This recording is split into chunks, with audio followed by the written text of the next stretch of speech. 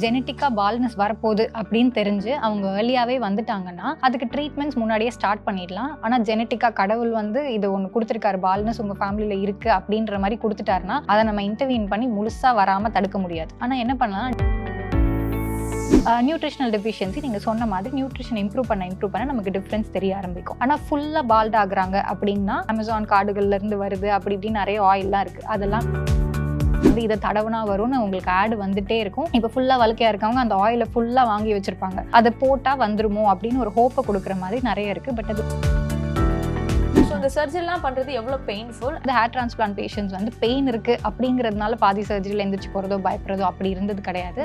ஆனால் like you said, ஒரு சர்ஜரினா so இந்த ப்ரொசீஜர்ஸ்லாம் பண்ணி முடிக்க எவ்வளோ நாள் மேம் ஆகும்?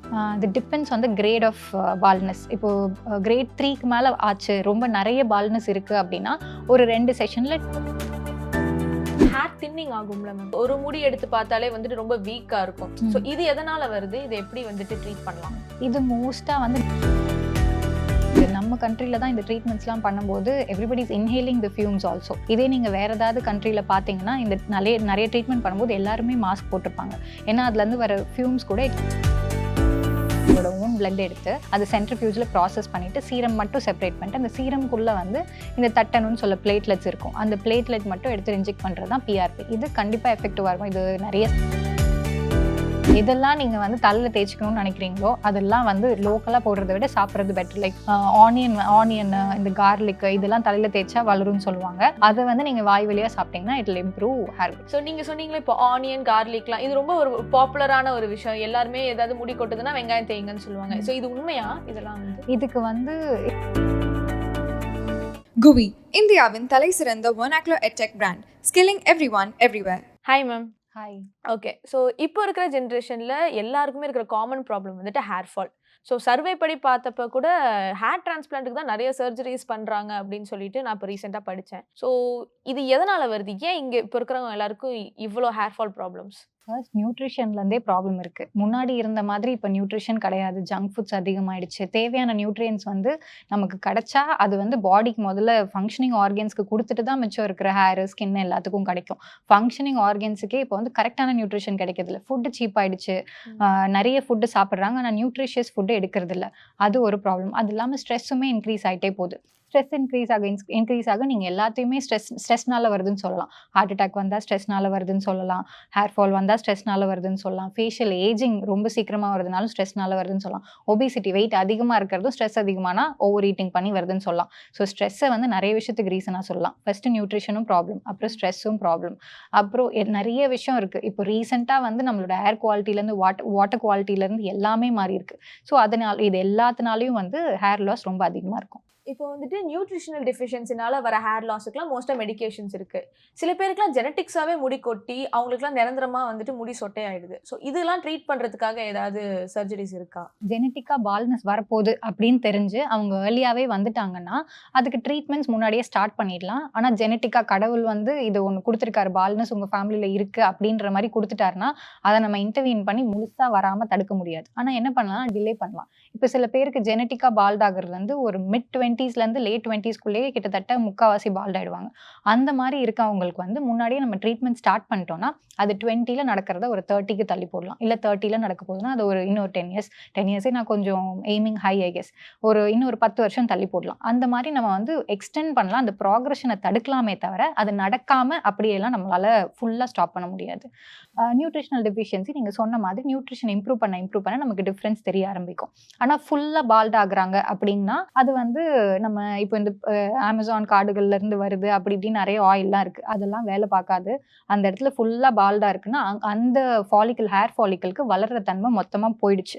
அதில் நீங்கள் எதை தடவுனாலும் அது வந்து ஒரு $multi-billion இண்டஸ்ட்ரி. இதெல்லாம் வந்து இதை தடவுனா வரும்னு உங்களுக்கு ஆடு வந்துட்டே இருக்கும். அப்புறம் அதுலலாம் பார்த்தீங்கன்னா கையில் படாமல் தேங்க, ஏன்னா கையில் பட்டால் கையிலே முடி வளர்ந்துரும் அப்படிலாம் சொல்லுவாங்க. கையிலலாம் ஹேர் ஃபாலிக்கல் கிடையவே கிடையாது. ஸோ அந்த மாதிரிலாம் வரத்துக்கு சான்ஸ் வராது. அது வந்து உங்களுக்கு ஒரு ஹோப் கொடுக்கும். இப்போ ஃபுல்லாக வழுக்கையா இருக்கவங்க அந்த ஆயிலை ஃபுல்லாக வாங்கி வச்சுருப்பாங்க, அதை போட்டால் வந்துருமோ அப்படின்னு ஒரு ஹோப்பை கொடுக்குற மாதிரி நிறைய இருக்குது. பட் அது ஒர்க் ஆகாது. அந்த வளர்ற தன்மை போன ஃபாலிகல்ஸ் வந்து திடீர்னு வந்து உயிர் வந்து வளர்ற தன்மை வராது. வளர்ற தன்மை போன ஹேர் இருக்க இடத்துல வளர்ற தன்மை இருக்கிற ஹேர், அதாவது பின்னாடி இருக்கிற இந்த பின்பகுதியில இருக்கிற ஹேர்லாம் வந்து இந்த ஹார்மோனோ ஜெனட்டிக்ஸ்க்குலோ வந்து கொஞ்சம் ரெசிஸ்டண்டா இருக்கும். அந்த இடத்துல இருக்க ஹேர்லாம் வந்து எந்த இடத்துல பால்டா இருக்கும் அந்த இடத்துல வச்சா அப்புறம் அந்த இடத்துல வந்து முடி வளரும். அந்த முடி வந்து வளர்றது வந்து பின்னாடி இருக்கிறது வளர்ற தன்மை இருக்கிறதுனால தான் வளருதே தவிர அந்த இடத்துல தானா முளைக்கல. அதுதான் நம்ம புரிஞ்சுக்கணும். ஆல்ரெடி போயிடுச்சுங்கிற ஒரு ஹேர், அந்த ஃபாலிக்கல் இல்ல இனிமே வளராதுங்கிற இடத்துல இருந்து புதுசா முளைக்கிறதுக்கு வாய்ப்பு இல்லை. இப்போ சில பேருக்குலாம் சொட்டை வந்துட்டு நடு மண்டையில வரும், சில பேருக்குலாம் வந்துட்டு நெத்தி அப்படியே ஏறிக்கிட்டே போகும். ஸோ இந்த மாதிரி வித்தியாசமா ஒவ்வொருத்தவங்களுக்கும் ஒரு மாதிரி வழுக்க விழுவுது. ஸோ இதுக்கெல்லாம் எந்த மாதிரியான டிரான்ஸ்பிளான்டேஷன் சர்ஜரி நம்ம? நீங்க சொன்ன மாதிரி நெத்தி பெருசாகிறது, சைட்ல வருது, அது வந்து மேல் பேட்டர்ன் பால்னஸ். இதுலயே வந்து பின்னாடி வேர்டெக்ஸ்ல மட்டும் இந்த இடத்துல மட்டும் இருக்கிறது இன்னொரு வகையான பால்னஸ். இது எல்லாத்துக்கும் ஒரு ஸ்டேஜிங் இருக்கு. Norwood's classification. அந்த ஸ்டேஜிங்ல டிஃப்ரெண்டா எந்த அளவுக்கு இருக்குன்னு பார்க்கணும். இதுல method of correcting the baldness வந்து சேம் தான். ஹேர் டிரான்ஸ்பிளான்ட் வந்து எந்த இடத்துல வளர்ற முடி இருக்கோ அதெல்லாம் எடுத்துட்டு ஃபிக்ஸ் பண்ற மாதிரி இருக்கும். இந்த இடத்துல வந்து டிரான்ஸ்பிளான்ட் பண்ற மாதிரி இருக்கும். அதை எந்த டைரக்ஷன்ல வைக்கிறோம், இப்போ முன்னாடி இருக்க முடினா அது வந்து வெளியில டைரக்ஷன்ல வைக்கணும், வெளியில வர மாதிரி டைரக்ஷன்ல வைக்கணும். இதுனா வந்து கொஞ்சம் ஸ்ட்ரைட்டான டைரக்ஷன்ல பின்னாடி வைக்கலாம். டைரக்ஷன் ஆஃப் டிரான்ஸ்பிளான்ட் அதுல மட்டும் தான் டிஃபரன்ஸ் இருக்குமே தவிர it's all the same procedure. Hair டிரான்ஸ்பிளான்ட்ங்கிற ப்ரொசீஜர் வச்சு தான் ஃபுல் பால்னஸ் வந்துருச்சுன்னா அங்கே ஹேர் டிரான்ஸ்பிளான்ட்ங்கிற ஒரு ப்ரொசீஜர் தான். அதில் ஒரு 2 வேரியேஷன் இருக்கு. அதுதான் யூஸ் பண்ணி கரெக்ட் பண்ணும். இப்போ இந்த ஹேர் டிரான்ஸ்பிளான்டேஷன் சர்ஜரி அப்படின்னா எல்லாரும் பயப்படுறது வந்துட்டு ரொம்ப பெயின்ஃபுல்லா இருக்குமோ அப்படின்ட்டு. ஸோ இந்த சர்ஜரிலாம் பண்றது எவ்வளோ பெயின்ஃபுல் அண்ட் இதை பண்ணி முடிக்கிறதுக்கு எவ்வளோ நாள் ஆகும்? பெயின் யூஸ்வலாக வந்து ஹேர் டிரான்ஸ்பிளான்ட் பேஷண்ட்ஸ் வந்து பெயின் இருக்கு அப்படிங்கிறதுனால பாதி சர்ஜரியில் எந்திரிச்சு போகிறதோ பயப்படுறதோ அப்படி இருந்தது கிடையாது. ஆனால் லைக் யூ செட், ஒரு சர்ஜரினா பெயின் இருக்குமோ அப்படிங்கிற பயம் எல்லாருக்கும் இருக்கும். ஒரு நீடில் எடுத்துக்கிட்டோம்னா கூட பெயின்லெஸ் நீடில்னு ஒன்று கிடையாது. ஸோ நம்ம லோக்கல் அனஸ்தீஷியா, இந்த ஃபுல் சர்ஜரியுமே நம்ம வந்து லோக்கல் அனஸ்தீஷியால தான் பண்ண போகிறோம். அதாவது தலை ஃபுல்லாக மறக்க வச்சுட்டு தான் பண்ண போகிறோம். ஆனால் அந்த மறக்க வைக்கிறதுக்கு ஒரு இன்ஜெக்ஷன் வச்சு மறக்கிற ஊசி போட்டு தான் பண்ணுவோம். அந்த பெயின் மட்டும் இருக்கும், அந்த மறக்கிற ஊசி வைக்கிற பெயின் மட்டும் இருக்கும். அது கூடவே நம்ம வைப்ரேட்டிங் டிவைஸ் எல்லாம் கொடுத்து தான் மரத்து போக வைப்போம். ஸோ அது ஒரு டாலரபிள் பெயினாக தான் இருக்கும். அது கம்ப்ளைண்ட் பண்ணது கிடையாது இது வரைக்கும் எந்த பேஷண்ட்ஸும். ஒரு செஷன் பண்ணதுக்கப்புறம் இன்னும் கொஞ்சமே சில பேர் வந்து மீதியும் நான் கரெக்ட் பண்ணிக்கிறேன், முன்னாடி மட்டும் கரெக்ட் பண்ணுங்கன்னு கேட்பாங்க. அதுக்கப்புறம் அது டாலரபிளாக தான் இருக்குது, நெக்ஸ்ட் செஷனுக்குமே வந்துருவாங்க. ரொம்ப பயந்தவங்க அடுத்த வாட்டி வந்து கூலாக கூட வருவாங்க. ஸோ வலிங்கிறது ஒரு பிரச்சனையாக இருக்காது. இது வந்து ஃபுல் மயக்கம் கொடுத்து பண்ணுற ப்ரொசீஜர் கிடையாது. இது ஒரு லாங்கர் டியூரேஷன் ப்ரொசீஜர். ஆனால் வெறும் மரத்து போகிற ஊசி மட்டும் பண்ணுற ப்ரொசீஜர். வலி மேக்ஸிமம் இருக்காது. அந்த மரத்து போகிற ஊசி போடுற வரைக்கும் மட்டும் கொஞ்சம் பெயின் டிஸ்கம்ஃபர்ட் இருக்கும். ஸோ இந்த ப்ரொசீஜர்ஸ்லாம் பண்ணி முடிக்க எவ்வளோ நாள் மேம் ஆகும்?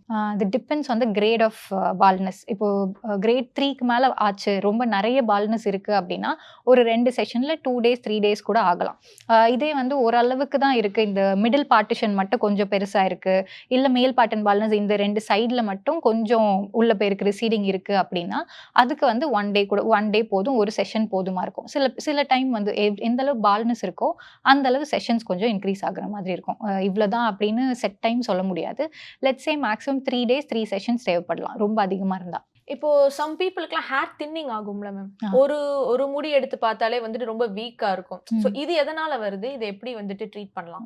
இது மோஸ்டா வந்து நியூட்ரிஷனல் டெஃபிஷியன்சி தான். ஜெனட்டிக் ஃபேக்டர் இல்லை, வெறும் ஹேர் தின்னிங் இருக்கு, அவங்க அப்பா அம்மாவுக்கு இல்லை அதுக்கு முன்னாடி ஜென்ரேஷனுக்குலாம் எதுவும் பால்னஸ் கிடையாது அப்படின்னா மோஸ்டா இது நியூட்ரிஷனல் ஃபேக்டர்ஸ் தான். அதை மட்டும் நம்ம கரெக்ட் பண்ணோம்னா மோஸ்டா it will become alright. Nutritional factor இல்லை ஸ்ட்ரெஸ், எல்லாத்துக்குமே ஸ்ட்ரெஸ். ஸோ ஸ்ட்ரெஸ்ஸை வந்து நம்ம டிக்ரீஸ் பண்ணிட்டு நியூட்ரிஷன் கொஞ்சம் இம்ப்ரூவ் பண்ணோம்னா மோஸ்டா இதெல்லாம் ஃபிக்ஸ் பண்ணிடலாம். ஸோ இப்போ இந்த சம்மர்ல பார்த்தீங்கன்னா நிறைய பேருக்கு ஹேர் லாஸ் ஆகுது. எதனால இப்போ சம்மர்ல வந்துட்டு பாடி ஓவர் ஹீட் ஆகி ஹேர் லாஸ் ஆகுது? இதை ட்ரீட் பண்றதுக்கு ஏதாவது? சம்மர் வின்டர் ரெண்டுத்துலேயுமே வந்து ஹேர் லாஸ் கொஞ்சம் அதிகமாக வாய்ப்பு இருக்கு. இதில் வந்து நீங்கள் யோசிக்கிறது ஓகே, ஆனால் அந்த கான்செப்ட் மட்டும் கொஞ்சம் தப்பாக இருக்கும். எப்படின்னா சம்மர் பொறுத்த வரைக்கும் ஆயில் செக்ரேஷன் அதிகமாக இருக்கும். சம்மரில் வந்து நம்மளோட பாடியில் இருக்கிற வாட்டர் வந்து ரொம்ப எவாப்ரேட் ஆகும், டீஹைட்ரேட் ஆகும். ஸோ அதை ப்ரொடெக்ட் பண்ணுறதுக்காக நம்ம பாடி ஆயில் செக்ரேஷனை இன்க்ரீஸ் பண்ணும். ஸோ அதை சீல் பண்ணுற மாதிரி வாட்டரை உள்ளே வச்சுக்கணும். ஸோ என்ன ஆகும்னா டேண்ட்ரஃப் அதிகமாகும். அதிகமாக வந்து இந்த எண்ணெய் சுரப்பி அதிகமாக வேலை செய்கிறதுனால ஹேர் வந்து ஃபால் அதிகமாக இருக்கும். இதே வந்து வின்டரில் பார்த்தோம்னா ட்ரைனஸ் அதிகமாக இருக்கும். ட்ரைனஸ் அதிகமாக இருக்கும்போதும் ஹேர் ஃபால் அதிகமாக இருக்கும். இந்த 2 காஸ்னால சம்மர் ரொம்ப ஹீட்டாக இருக்கும்போது, பாடி ஹீட்டுன்னு சொல்ல முடியாது, வெளியில் அட்மாஸ்பியர் வந்து ஹீட்டாக இருக்கும்போது இந்த மாதிரி நம்ம ஸ்கேல்ப் ரியாக்ட் பண்ணும். அதனால ரொம்ப சூடாக இருக்கும்போது முடி கொட்டுறதுக்கு வாய்ப்பு இருக்குது, ரொம்ப குளிரில் இருக்கும்போதும் முடி கொட்டுறதுக்கு வாய்ப்பு இருக்குது. இப்போ சம்மர்னா வந்து they should wash their scalp more often. இப்போ ஒரு வாரத்திலே வந்து ஒரு 4 டைம்ஸ் கூட வாஷ் பண்ணலாம். அந்த மாதிரி வாஷ் பண்ணி கொஞ்சம் சீபம் அந்த ஆயில் செக்ரேஷனை கொஞ்சம் கண்ட்ரோலில் வச்சுக்கிட்டா அவங்களுக்கு அதை அஃபெக்ட் பண்ணக்கூடாது. இதே வின்டர்னா ஹைட்ரேஷன் இஸ் இம்பார்ட்டன்ட். நிறைய தண்ணி குடிக்கணும். ஏன்னா ட்ரைனஸ் தான் நம்ம எக்ஸ்பெக்ட் பண்ணுறோம். ட்ரையாக இருக்கிறது ஸ்கின்னும் ட்ரை ஆகும், ஸ்கேல்பில் இருக்க ஹேரும் வந்து ட்ரைனஸ்னால கொட்டும். அதே ஸ்கின் வந்து ஸ்கின்னும் இதே மாதிரி அஃபெக்ட் பண்ணும். ஸோ நிறைய வாட்டர் குடிக்கிறதுனால கொஞ்சம் இதை இம்ப்ரூவ் பண்ணலாம். அந்த டைமில் வர ஹேர் ஃபாலை கொஞ்சம் கண்ட்ரோல் பண்ணலாம். ஓகே. ஸோ இப்போ வந்துட்டு புதுசாக கெரட்டின் ட்ரீட்மெண்ட்ஸு, ஸ்மூத்னிங் ட்ரீட்மெண்ட்ஸ் இதெல்லாம் பொண்ணுங்களுக்கு வந்திருக்குல்ல. ஸோ இந்த மாதிரி ட்ரீட்மெண்ட்ஸ்லாம் பண்ணுறதுனால உங்களுக்கு உண்மையிலே ஹேருக்கு ப்ரோட்டீன் தான், இதனால முடி கொட்டாதுன்னு பார்லரில் சொல்கிறாங்க. இதெல்லாம் உண்மையா? ஸோ இதெல்லாம் பண்ணோம்னா கொட்டுமா கொட்டாதா? கண்டிப்பாக கொட்டும். ஓகே. கெமிக்கல் நம்ம போடுறோம்னா ஸ்கேல்பில் எப்படி இருந்தாலும் இது வந்து நம்ம கண்ட்ரியில் தான் இந்த ட்ரீட்மெண்ட்ஸ்லாம் பண்ணும்போது everybody is inhaling the fumes also. இதே நீங்கள் வேறு ஏதாவது கண்ட்ரியில் பார்த்தீங்கன்னா இந்த நிறைய ட்ரீட்மெண்ட் பண்ணும்போது எல்லாருமே மாஸ்க் போட்டிருப்பாங்க. ஏன்னா அதுலேருந்து வர ஃபியூம்ஸ் கூட இட் கேன் பி டாக்ஸிக். அந்த மாதிரி தான் இது எல்லாமே கெமிக்கல்ஸ் தான். இது எல்லாத்துக்குமே உங்கள் ஸ்கேல்ப் ரியாக்ட் பண்ணும். கண்டிப்பாக ஹேர் ஃபால் இருக்கிறதுக்கு சான்ஸ் இருக்குது. You can take all the necessary precautions. நான் வந்து வைட்டமின் டேப்லெட்ஸ் எடுத்துக்கிறேன், அது ப்ரொடெக்ட் பண்ணுற மாதிரி ஷாம்பூ, ஜென்டில் ஷாம்பூஸ் தான் இனிமேல் யூஸ் பண்ண போகிறேன்னு சொன்னாலும் ஒரு அந்த கெமிக்கல் ட்ரீட்மெண்ட்ஸ்லாம் எடுக்கும்போது ஹேர் ஃபால் வந்து காமன் தான். ஹேர் கலரிங்க்கு இதே தானே மேம்? ஹேர் கலரிங் பண்ணாலும் அவங்களுக்கு முடி கொட்டுமா? அவங்களுக்கு முடி கொட்ட வாய்ப்பு இருக்கு. ஏன்னா திருப்பி ஸ்ட்ரிப்பிங் நம்ம ஹேர் பொறுத்த வரைக்கும் டார்க்கர் கலர். ஸோ இதில் நீங்கள் வந்து லைட்டர் கலர் போடும்போது ப்ளீச்சும் போட்டு அதோட அது வந்து ட்ரையாகவும் ஆக்கிடும். என்ன கலர்ஸ் யூஸ் பண்ணாலும் ட்ரையாகவும் ஆக்கிடும். கெரட்டின் தான் ப்ரோட்டீன் தானாலும் இட் இஸ் ஸ்டில் கெமிக்கல். உங்கள் ஸ்கேல்ப்பு உங்கள் ஹேர் எல்லாம் வந்து அதுக்கு ரியாக்ட் பண்ண தான் போகுது. அந்த மாய்ஸ்சரும் ஸ்ட்ரிப் ஆஃப் ஆகும். ஸோ ட்ரைனஸ் இருக்கும், அதனாலையும் ஹேர் ஃபால் இருக்கும். இது எந்த ட்ரீட்மெண்ட்னாலும் கெமிக்கல் ட்ரீட்மெண்ட்ஸ் என்ன பண்ணீங்கனாலும் இது வரதுக்கு சான்ஸ் இருக்கு. ஹேர் ஃபால் வரதுக்கு சான்ஸ் இருக்கு, ட்ரைனஸ்க்கும் சான்ஸ் இருக்கு. இப்போ ஒயிட் பிளட் செல்ஸ்லாம் ஹேர்ல இன்ஜெக்ட் பண்ணும்போது முடி வளரும்னு சொல்றாங்களே, இதெல்லாம் உண்மையா? ஒயிட் பிளட் செல்ஸ் கிடையாது, பிளேட்லெட்ஸ், தட்டணும்னு சொல்லுவோம். White blood cells WBC, RBC, white blood cells, அப்புறம் ரெட் பிளட் செல்ஸ், இது ரெண்டும் போக சீரம் மட்டும் வரும். அந்த சீரம்க்கும் உள்ள வந்து பிளேட்லெட்டை வந்து இன்னும் ப்ராசஸ் பண்ணி, இதெல்லாம் சென்ட்ரிஃபியூஜ் உங்களோட ஓன் பிளட் எடுத்து அது சென்ட்ரிஃபியூஜில் ப்ராசஸ் பண்ணிட்டு சீரம் மட்டும் செப்பரேட் பண்ணிட்டு அந்த சீரம்குள்ளே வந்து இந்த தட்டணும்னு சொல்ல பிளேட்லெட்ஸ் இருக்கும். அந்த பிளேட்லெட் மட்டும் எடுத்து இன்ஜெக்ட் பண்ணுறது தான் PRP. இது கண்டிப்பாக எஃபெக்டிவாக இருக்கும். இது நிறைய ஸ்டடீஸ் இருக்குது. ஹேர் க்ரோத்தை வந்து இது இம்ப்ரூவ் பண்ணும். இந்த பிளேட்லெட் PRP மாதிரி PRFன்னு ஒன்று இருக்கும், அது பிளேட்லெட் ரிச் ஃபைப்ரின். அதுவுமே வந்து ஹேர் க்ரோத்தை இம்ப்ரூவ் பண்ணும். அப்புறம் இன்னொன்று வந்து க்ரோத் ஃபேக்டர் கான்சென்ட்ரேட்னு ஒன்று இருக்குது. இது எல்லாமே உங்களோட ஓன் பிளட்லேருந்து எடுத்து ஸ்கேல்பில் இன்ஜெக்ட் பண்ணுறது. இது எல்லாமே ஹேர் க்ரோத்தை இம்ப்ரூவ் பண்ணும். ஸோ இப்போ ஒரு மிடில் கிளாஸ் பர்சன்ஸ்லாம் பார்த்தீங்கன்னா எனக்கும் இந்த சர்ஜரிஸ் பண்ணணும், ஆனால் எனக்கு இது எவ்வளோ காஸ்ட் வரும் அப்படின்னு தெரியாமல் இருக்கலாம். ஸோ இந்த மாதிரி சர்ஜரி, ஹேர் டிரான்ஸ்பிளான்டேஷன் சர்ஜரிலாம் பண்ணுறதுக்கு ஸ்டார்டிங் ரேட் எவ்வளோ மேம் இருக்கும், ஒரு அப்ராக்சிமேட்டாக? ஓகே, ஹேர் டிரான்ஸ்பிளான்ட் பொறுத்த வரைக்கும் ரொம்ப ஏர்லி ஸ்டேஜஸில் வெறும் பால்டிங் வந்து சைடில் இருக்கிற அந்த டெம்பிள்ஸ் மட்டும் கொஞ்சம் பெருசாக தெரியுது, ரிசீடிங் இருக்குது அப்படின்னா அங்கே நம்ம பண்ணுறது வந்து கொஞ்சம் கிராப்ஸ் தான் வைக்கிற மாதிரி இருக்கும்.